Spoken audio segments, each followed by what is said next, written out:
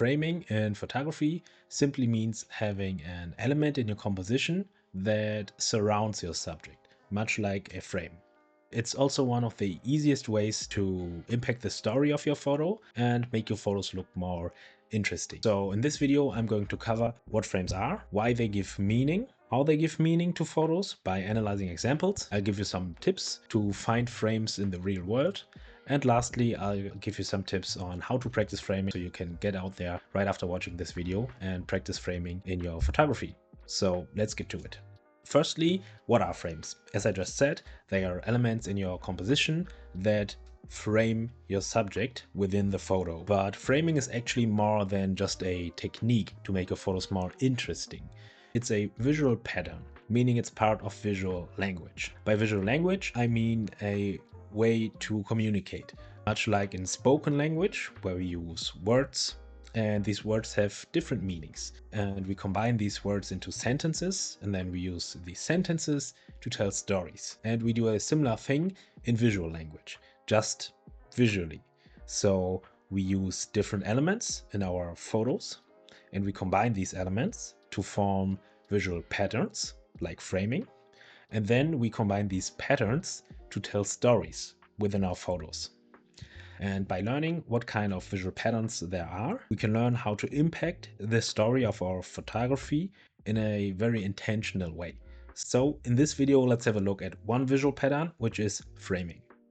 Okay, so now that we have a common understanding of what frames actually are, let's have a look at some examples. With these examples, I'm going to show you 4 main purposes for which I like to use frames. Now there's plenty more purposes that frames serve, much more than I could cover in this video, but there's 4 reasons for me to use framing in photography to either impact the story of my photo or impact the look and the feeling of my photos. And these 4 purposes are creating visual hierarchy, shaping light, hiding distractions, and add context.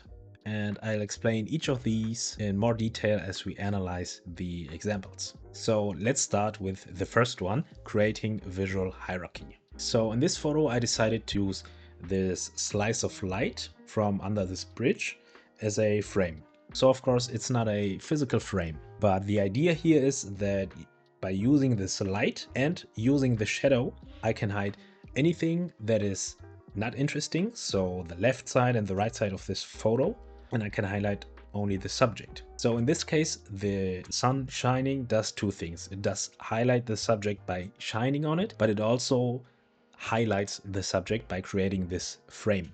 So this is one way of telling your viewer that your subject or anything that is within your frame is of the highest visual hierarchy, meaning anything that is not in this frame is of lower hierarchy and thus less interesting.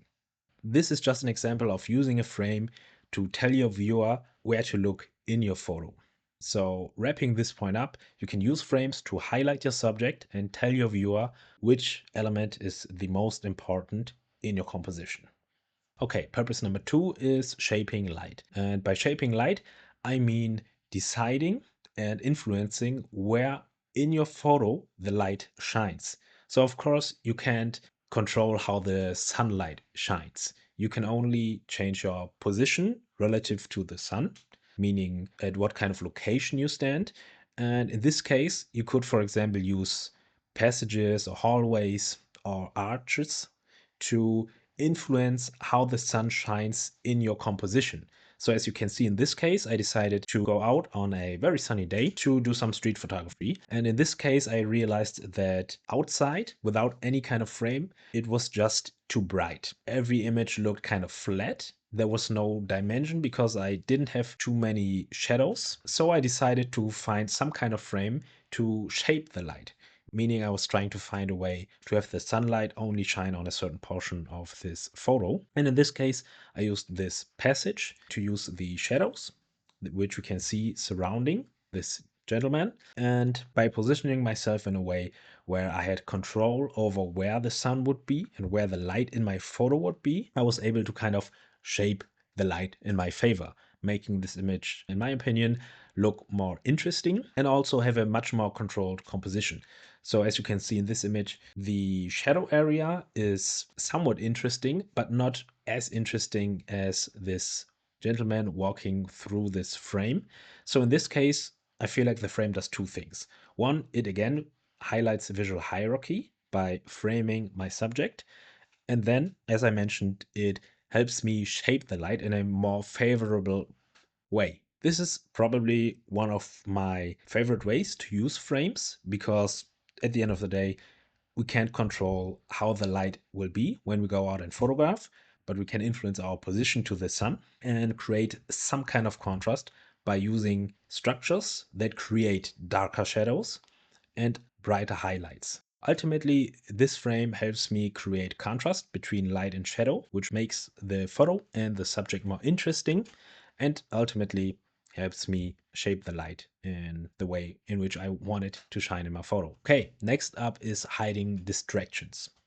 So in this example, I decided to one, shoot in portrait mode, which helped me hide distractions, and two, use this porch kind of thing as a frame to hide the remaining distractions that were visible. So in this case, you can probably tell who the subjects are. It's these two friends enjoying the time by the sea. And I felt like having only these two in the frame and in the photo made this composition and this photo much more interesting because it's clear who this photo is about and what it's about. It's about two friends having a good time. So this Podge thing does three things for me. One is it builds a frame, as I mentioned before. It helps me create a kind of visual hierarchy. And another thing is that it blocks out part of the sky. So as you can tell, the sky on this day was rather boring. It was just gray, had no texture in it, so there was no reason to include a lot of it because it would just look rather bland and boring. So it kind of takes away a little bit of the boring sky, and it does add some texture with these wood piles. And also it kind of repeats the pattern we have in these chairs, which have kind of a similar shape to the roof, just in a different color.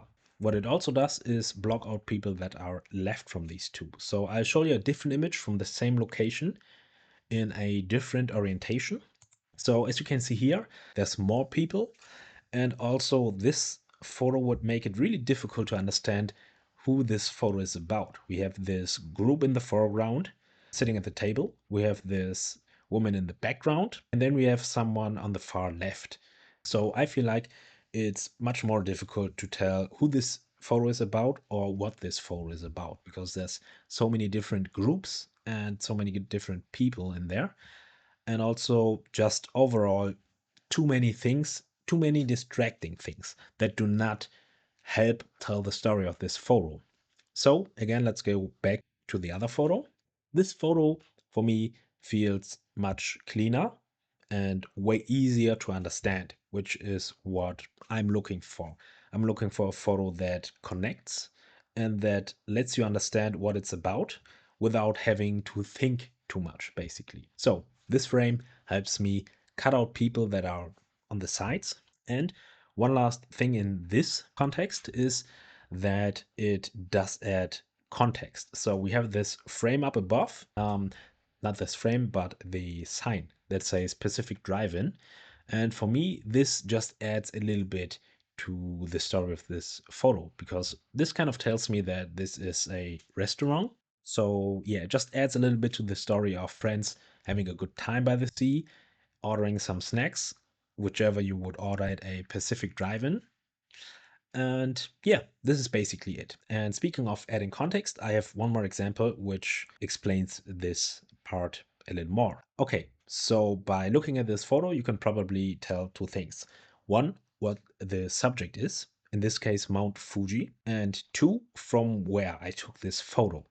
And that's from inside a bus or inside a moving bus. And this is what adding context does, or what using frames for context does. It helps you, or rather, it helps your viewer put themselves in your shoes. By looking at this photo and by using this kind of frame, they can imagine themselves in my shoes and what it would feel like taking this bus and riding around Mount Fuji. So for me, this photo feels much more personal. It may not be the postcard kind of photo that you know of Mount Fuji with lots of cherry blossoms, for example, but it's also kind of unique. It's my photo and it reflects my experience on this journey around Mount Fuji. And this perspective, at least to me, feels rare, which makes it stand out for me. So, of course, I do understand why people would take these postcard photos of landmarks like Mount Fuji. They are amazing, and I do try to take them as well anytime I go anywhere, that's for sure. But I feel like by using frames and finding a way to add context to a photo and tell a story by using unique frames that are relatable, you can create much more interesting photos and much more unique photos that are unique to you because they tell your story and your experience. Okay, I do have one more example also about adding context, which I feel like drives home this point again, and that is this one. I do admit it doesn't feel as clean as the other one, but again, it creates context because it shows you from where you took the photo. And I feel like this makes it much easier for the viewer to put themselves in your shoes again and kind of understand what the journey is towards this amazing landmark. It's not just about the landmark, which can also be amazing photos, but putting a layer between the landmark and you and using a frame that again has a relation to the subject makes the photo, in my opinion, stand out much more. So I think for this case, for adding context, it's very important to find a relation between your frame and your subject. So you could, of course, use any frame or anything you find as a frame, but I feel like the best frames do have some kind of relationship that feels natural to the subject. So they could support the subject, so they could be really similar to the subject, they could be from around the area of your subject. They could even contrast with your subject. It's just very important that it makes sense to use a frame for your subject. Okay, so these have been a couple of examples of how to use framing and some use cases for which I like to use framing. And as I mentioned before, this is not a comprehensive list, so there's many more use cases for framing, but these four are my favorite. So next up is tips for finding and using frames. So I'll show you some more example images to kind of inspire you to find frames because there's so many frames. And I feel like once you go out there and start seeing frames outside, you will see them everywhere. And you'll notice how easy it is to use frames. And also, the more you practice it, the more natural it will become to you and the more subtle your frames might become. Okay, so now that we've analyzed some photos, let's have a quick look at some examples for things you can use as frames. So first up is spots of light.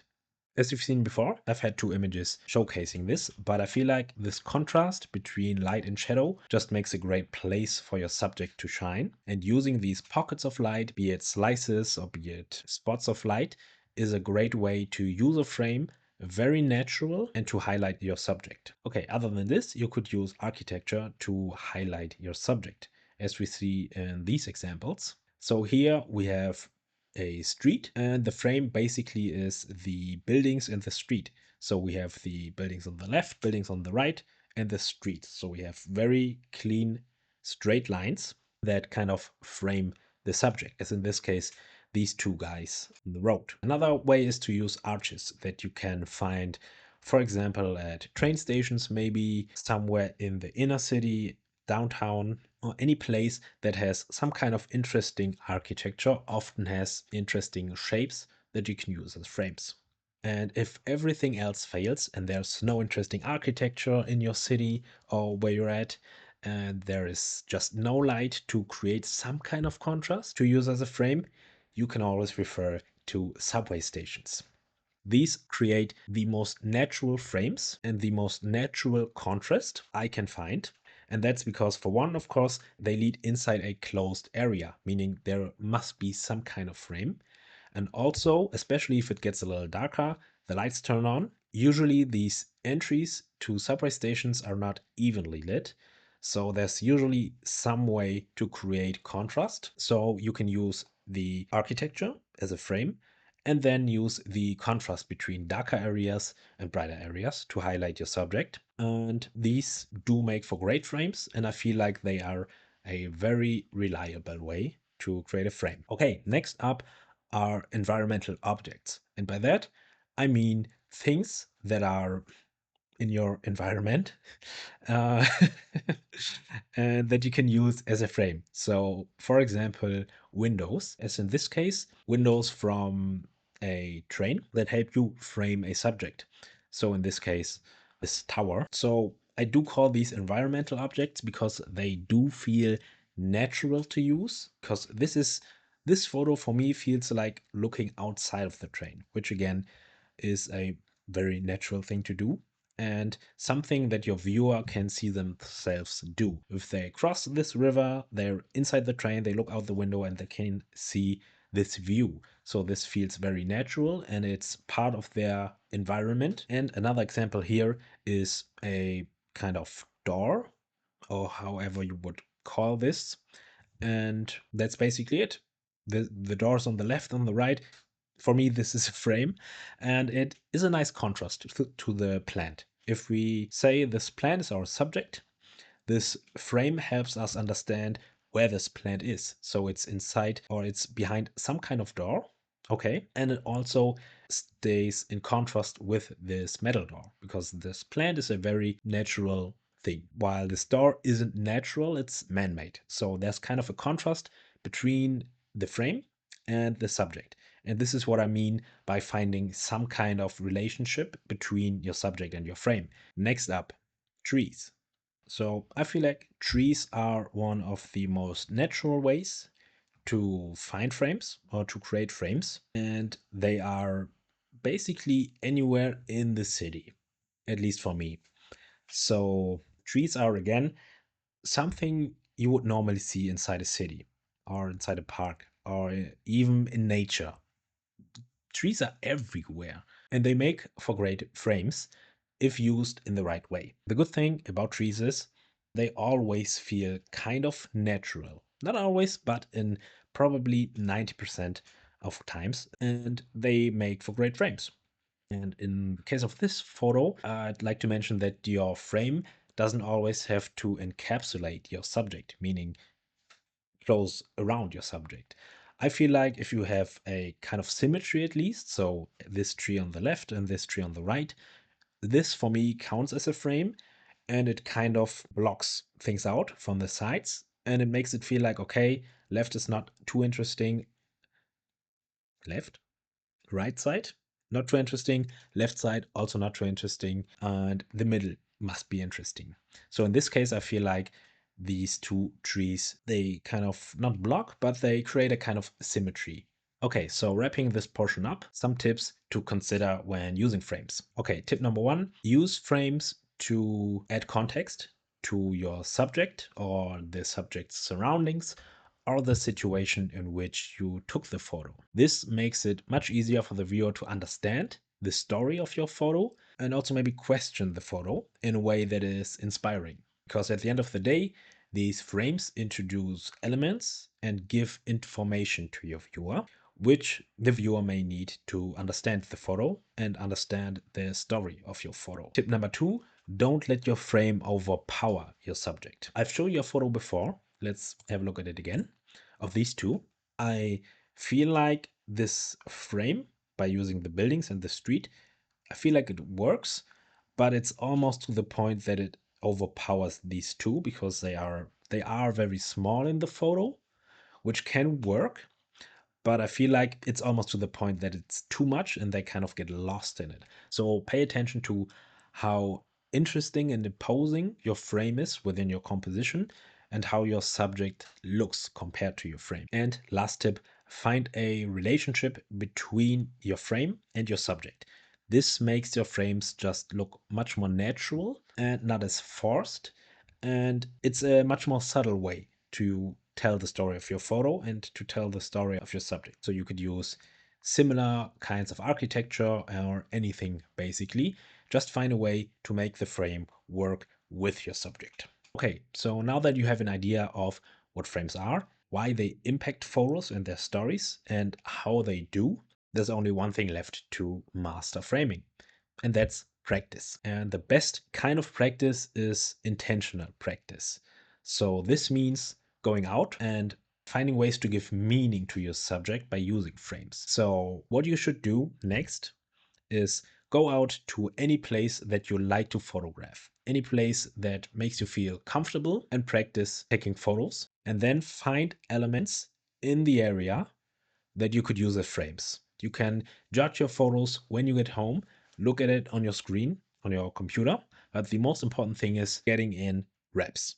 So repeating the process of using frames and repeating the process of finding frames is the only way to get better, and it's the direct way to get better. Okay, so this is it for frames, and I hope by now you have an idea of how we can use frames to impact the story of your photo. And I hope you have an idea of how to practice frames so you can create your photos with intention and tell the stories you want to tell with your photos.